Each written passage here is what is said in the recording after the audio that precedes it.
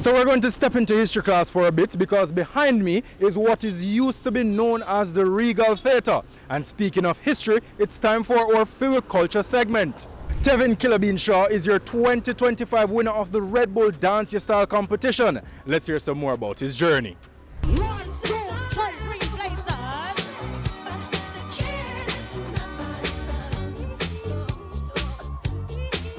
Killer Bean, welcome to the show, my general. No problem. Boy, we're graced by a champion today. First things, before we even go into the questions, how does it feel to be a champion? It feels good, you know, because it's my first championship as a solo dancer. Having won the Red Bull Dance Your Style competition, what would you say was your high point throughout the entire competition? My high point, I think, was Michael Jackson. In the Michael Jackson impersonation? Yes, that was my high point. And when you start to mimic the legendary Michael Jackson, how can you recall the reception that you got from the crowd? It was gloriful. You know, just by the railing, it build your stamina more, give you more energy to push more, you know? From a distance, wall with the crown, markets 5 grand, never get on them jackets 20 me roll, money tools to the carpers 12 grand in the them no, yeah, top. When your name was called as the winner, what was going through your mind? One time I said, yeah, no son, I made this, man. And I'm my name out there. I like when I really start your Killer Bean, I really start soaking like I mean, you know, like tears start to flow, you know? Wow. And what was your reason for entering the Red Bull Dance Your Style competition? Boy, you know, just step on them weak point, you know, lose my mother. Condolences. Yeah, my father, then grandmother. Then end up a lot of difficulty when I was in Europe with my ex and stuff, and it's like... You were on a European tour? Yeah. Okay. So it's like, now I come back to Jamaica, I was like at my lowest point, you know. So I just got up, be more focused, and just go back on the road. Where in Jamaica are you from? I'm from Kingston, Jamaica. Okay, a town man. Yeah, man. Okay, and which part specifically? You know, McGregor Gully. Okay. Yeah. And which schools did you attend? Primary, prep, high school? used to attend that school in St. Mary called St. Mary Primary and Junior High.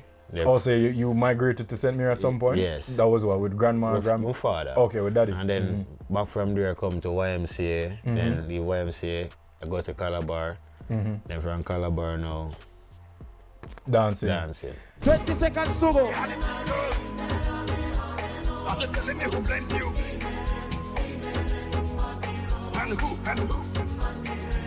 10 seconds.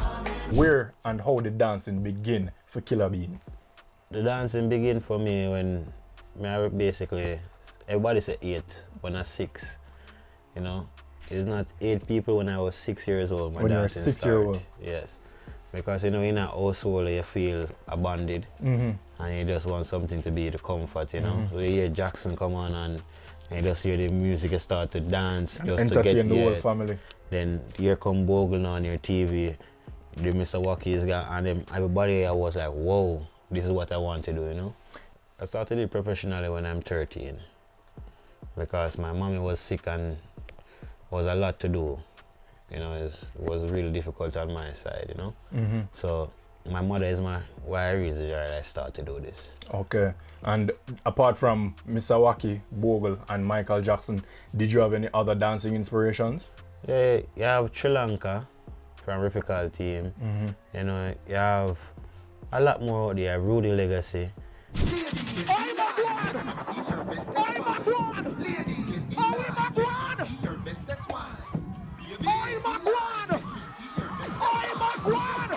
How difficult or how easy is it for you to lead a dance class?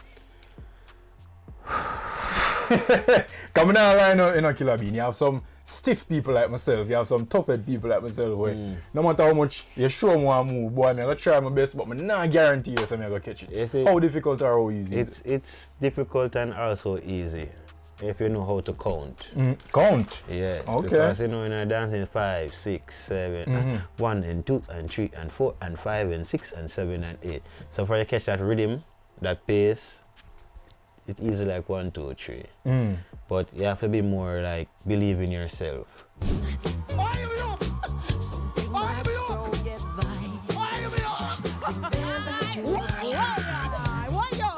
Alright, my Pree Dis fam, that's how we sign out of Crossroads as well as this week's show. But before we go, Dre, where you look forward to most next week, bro?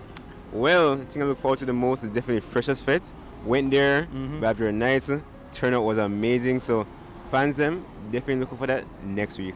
Alright, Freshers Fest and lots more in next week's episode. Until then, I'm your host Nalda Adi, and this is Dre. Take care of yourself.